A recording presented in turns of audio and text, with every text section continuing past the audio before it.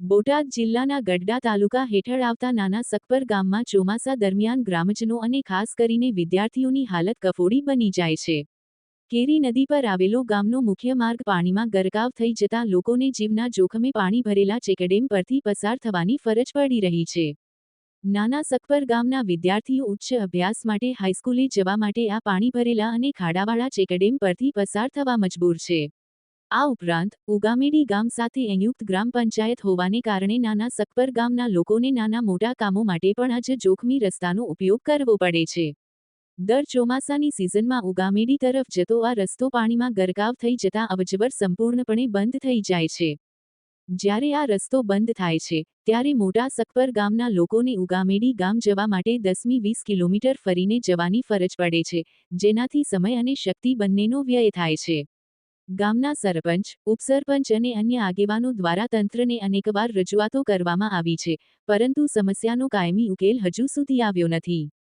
સકપર ગ્રામ પંચાયત દ્વારા હાલમાં ચેકડેમ પર માટી નાખીને વૈકલ્પિક રસ્તો બનાવવાની કામગીરી હાથ ધરવામાં આવી છે.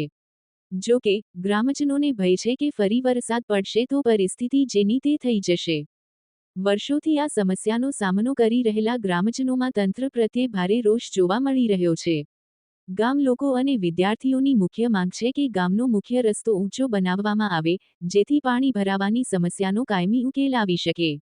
જો આ સમસ્યાનો તાત્કાલિક ઉકેલ નહીં આવે તો આવનારા દિવસોમાં ઉગ્ર આંદોલન અને ચૂંટણી બહિષ્કાર કરવાની ચીમકી પણ ગ્રામજનો દ્વારા ઉચ્ચારવામાં આવી છે.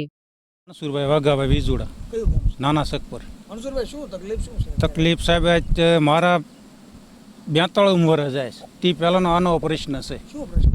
વર્ષે વરસાદ આવે ને એટલે આ ધોવાઈ જાય, બરોબર. વર્ષે ને વર્ષે આ પ્રશ્ન છે. આ તમારો જે રસ્તો હતો એ રસ્તો ક્યાં છે અત્યારે? અત્યારે રસ્તો જૂનો તો પણ ગામની વસોવસ છે, એ બુડમાં છે, પાછળ ઉગમણો. આ નવો રસ્તો કાઢ્યો.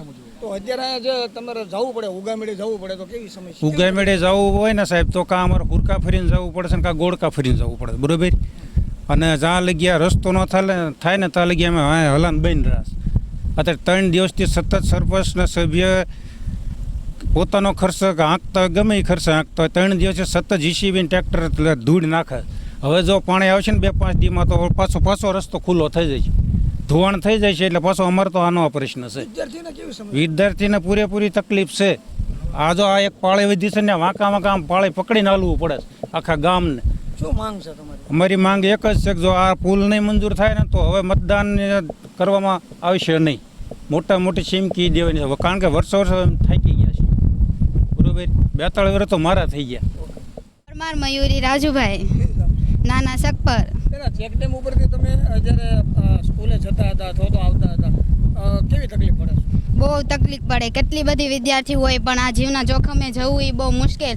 પણ એના કારણે અડધા વાલીઓ એમ પણ કે જીવના જોખમે આપણે સ્કૂલે જવું નથી, એટલે કેટલા વિદ્યાર્થી જઈ પણ ન શકે. સમસ્યા છે દર ચોમાસે આ સમસ્યા હોય. શું કરવું જોઈએ?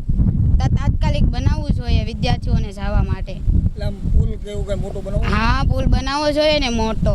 કેટલાક વિદ્યાર્થીઓ ઉગામેડી જતા છે અંદાજે? 20-25 જેવી. એટલે કાયમી ગાજ જવાનું? કાયમી આજ બીજા કોઈ જવાનું, રસ્તો ખરો? બીજો નહીં. ફરીને જવાનું 10-15 કિલોમીટર ફરીને જવાનું.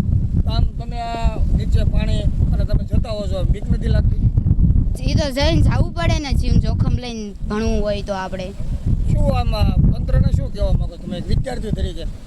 તંત્રને આ વિદ્યાર્થીની પરીક્ષા સમજવી જોઈએ કે રોજ આપણે આ જવું પડે. એ જીવ જોખમ લઈને જાય તો આપણે એને સમજીએ કે બનાવી દઈએ. આ એમની અમારી એટલી માંગ છે કે આ એક પુલ બનાવે. સંજય ભૂપતભાઈ પરમાર, ગામ નાના સકપર. સંજયભાઈ, તમારે હાલ સમસ્યા શું છે?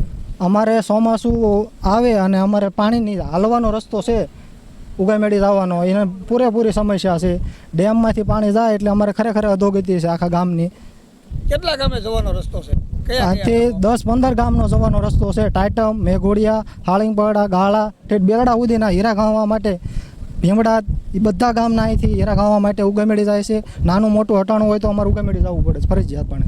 આમ કેવી રીતે અત્યારે જીવના જોખમે જવું પડે? અત્યારે નાના બાળકો ઉગામેડી હાઈસ્કૂલમાં ભણે છે, એમને જીવના જોખમે નદીમાં ખાડા પડી ગયા છે અને પાણીમાં જીવના જોખમે જવું પડે છે. કાં વાલીને હારે મૂકવા જવું પડે, કાં છે 11 કિલોમીટર 12 કિલોમીટરનો ફેરાવો થાય, ગોળકા અથવા હુરકા થઈને જવું પડે. શું કરવું પડે? માંગ શું તમારી?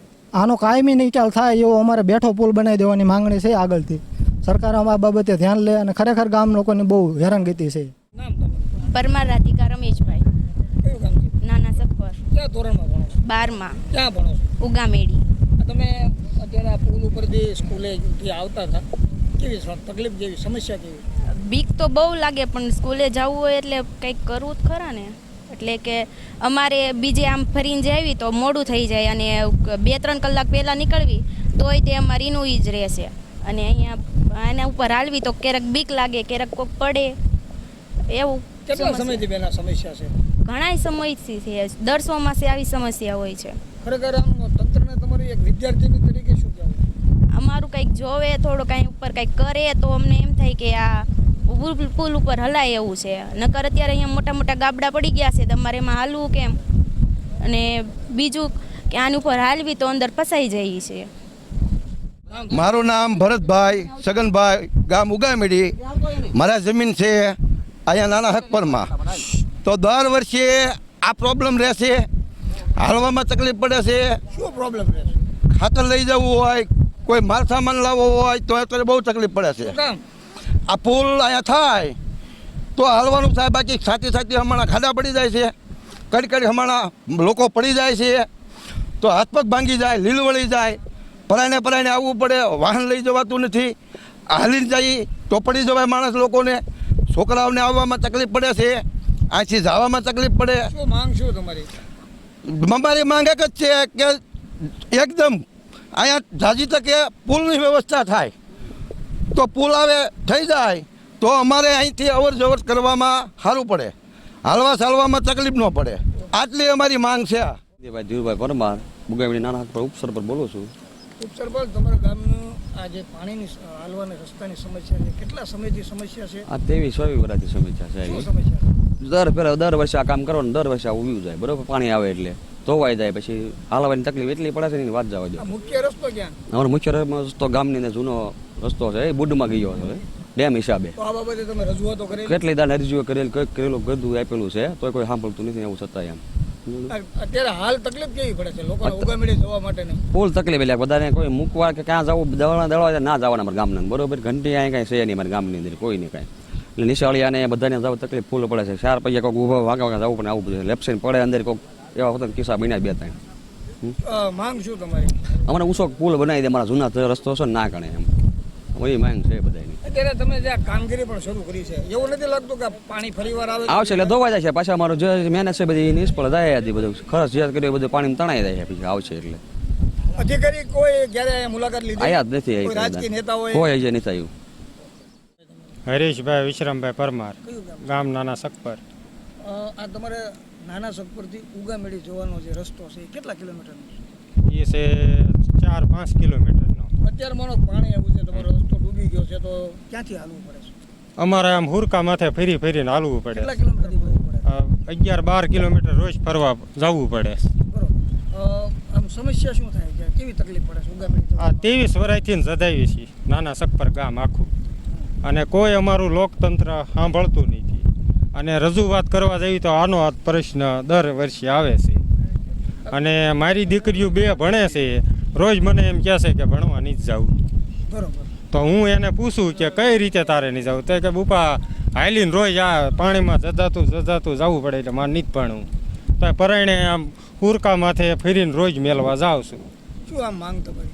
અમારે આ પુલ થાય ને કોજવે વ્યવસ્થિત, તો અમારે આખા ગામને નિશાળિયાને કોઈ તકલીફ ન પડે, અને હીરા ઘસવાવાળાને કોઈ તકલીફ ન પડે, અને ખેડૂતને બહુ ખાતર બાતર લેવા જવું તો પ્રશ્ન હલ થઈ જાય એમ.